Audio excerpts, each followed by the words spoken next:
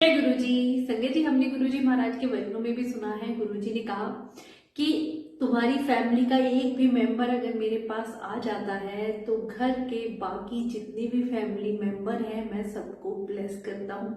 और संगत जी, आपको पता है कि गुरुजी महाराज कैसे हमारे पूरे परिवार का ख्याल रखते हैं। इतने प्यारे रब हमें कहाँ मिलेंगे संगत जी।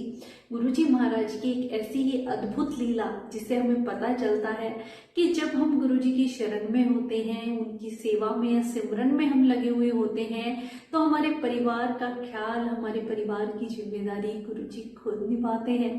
संगत जी, गुरुजी की पुरानी संगत श्री रघुवीर अंकल जी को जब गुरुजी महाराज ने जलंधर से ग्रेटर नोएडा के मंदिर के निर्माण के लिए भेजा, तो जब ढांचा तैयार कर दिया गया, बाकी सामान लाना था, तो रघुवीर अंकल ने गुरुजी को फोन करके जलंधर में पूछा कि गुरुजी, ये सामान मैं यहीं पे किसी संगत से ले लूं या कैसे इंतजाम करना है, आप बताइए। तो गुरुजी ने कहा मुझे कुछ दिनों का टाइम दे।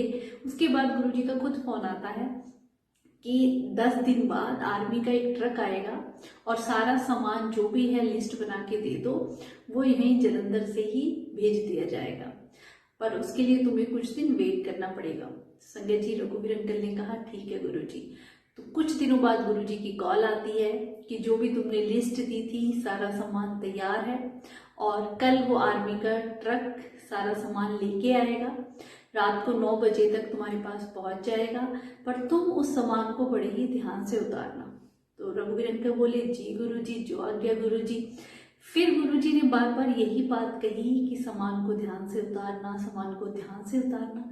तो रघुवीर अंकल सोचने लगे कि शायद कोई कीमती सामान या कुछ ऐसे, कोई कांच का कुछ ऐसा सामान होगा, क्रॉकरी वगैरह, जिसे मुझे बड़े ही ध्यान से उतारना है। गुरुजी ने कहा कि उस वक्त वहीं मौजूद रहना, जब सामान उतारा जाए एक पल के लिए भी ओझल ना होना। ठीक है। अगले दिन रघुवीर अंकल जब रात को ट्रक का वेट करने लग गए, तो एक आर्मी का ट्रक आता है 9 बजे। रघुवीर अंकल ने कुछ मजदूरों को अपने पास ही रखा कि वो सामान जो लोड किया हुआ होगा वो उतारना होगा। तो संगत जी, जैसे ही वो आर्मी के कुछ बंदे गनमैन होते हैं ट्रक में से बाहर निकलते हैं, 9 बजे ट्रक पहुंच जाता है, तो वो क्या देखते हैं कि जैसे ही वो ट्रक खोलते हैं तो एक लेडी के हंसने की आवाज आती है। तो अंकल सोचते हैं कि शायद इनकी कोई सहकर्मी होगी जो उनकी सहायता के लिए आई होगी साथ में। तो क्या देखते हैं, सामने उनकी वाइफ खड़ी हुई होती है। तो वो उनको देख के कहते हैं तू यहाँ कैसे आ गई? तो वो कहती हैं मुझे नहीं पता, मैं तो रोज सेवा के लिए जैसे जलंधर मंदिर में जाती हूँ, गई थी। तो गुरुजी बोले घर जाओ और 2 कपड़े बैग में रख के लेके आना और तुम्हें दिल्ली जाना है। अब आंटी कुछ कह ना पाई और घर गई। गुरुजी ने कहा रुकना नहीं है, बस 2 कपड़े सूट अपने बैग में रख लेने हैं। आंटी 2 कपड़े अपने सूट बैग में रख के ले आई और गुरुजी ने मुझे इस ट्रक में भेज दिया यहाँ पे दिल्ली। तो अंकल कहते हैं कि मार्च का महीना है, बच्चों के एग्जाम है और उनका कैसे तैयारी होगी, कैसे वो स्कूल जाएंगे, तो सब कुछ छोड़ के यहाँ आ गई। ये प्रॉब्लम गुरुजी को तो बताती। आंटी बोली अगर आप मेरी जगह होते तो गुरुजी को कुछ कहते? तो अंकल बोले नहीं, मैं तो कुछ नहीं कहता। तो फिर मैंने भी कुछ नहीं कहा। संगत जी, आंटी अंकल दोनों दिल्ली में और उनके बच्चों के एग्जाम का टाइम, उनके 4 बेटे जो छोटे छोटे ही थे, ज्यादा उनकी उम्र नहीं थी, गुरुजी के भरोसे अब वो कुछ कह भी नहीं सकते। और आंटी को गुरुजी ने कहा कि जब तक वहां काम ना हो जाए वापस नहीं आना है।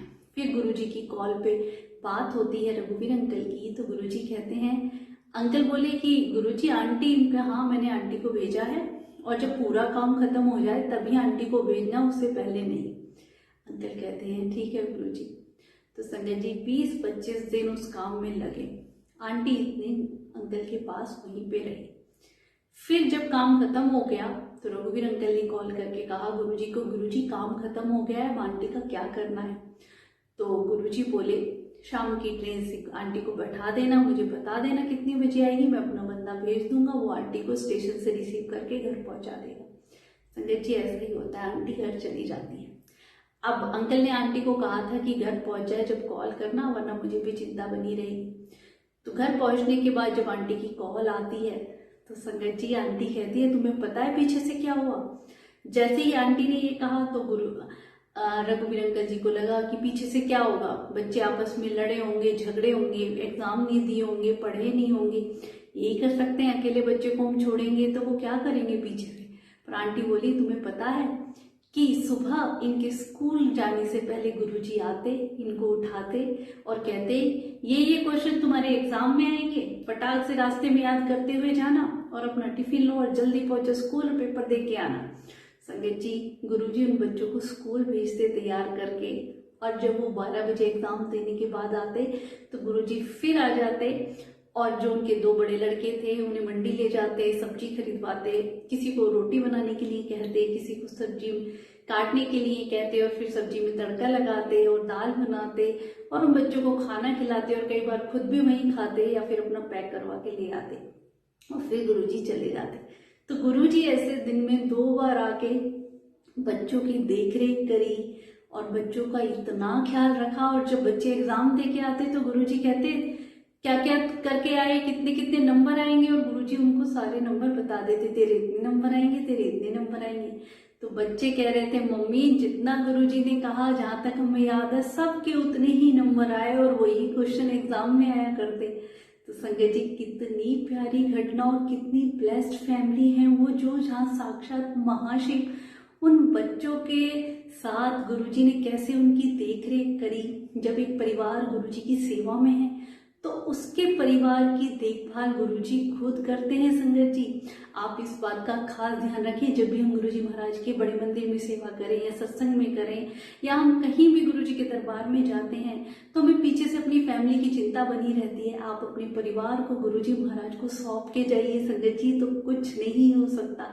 गुरुजी खुद आके उनकी देखभाल करते हैं और ऐसे पूरे परिवार को संभाल लेते हैं। संगत जी, बात हमारे भरोसे की है, गुरुजी के हुक्म में रहने की है। आप सोचिए ना, आंटी को गुरुजी ने क्यों भेजा। अगर आंटी ना भी जाती तब भी वहां का काम तो हो ही जाता, पर ये भी एक परीक्षा थी जिसमें अंकल आंटी ने बिना कोई क्वेश्चन किए गुरु के हुक्म में रहना, किंतु परंतु नहीं करना, आज्ञा का पालन करना। तो कैसे एक रब उनके परिवार का खुद आके देखभाल करते हैं, उन बच्चों को जिम्मेदारियां सिखाते हैं। इतने प्यारे रब संगत जी, हमारे ऊपर भी ये चीज गुरुजी ये लीला इसीलिए रच के गए ताकि हमें पता रहे कि जब हम प्रभु की शरण में होते हैं तो हमें अपने परिवार की चिंता करने की जरूरत नहीं है।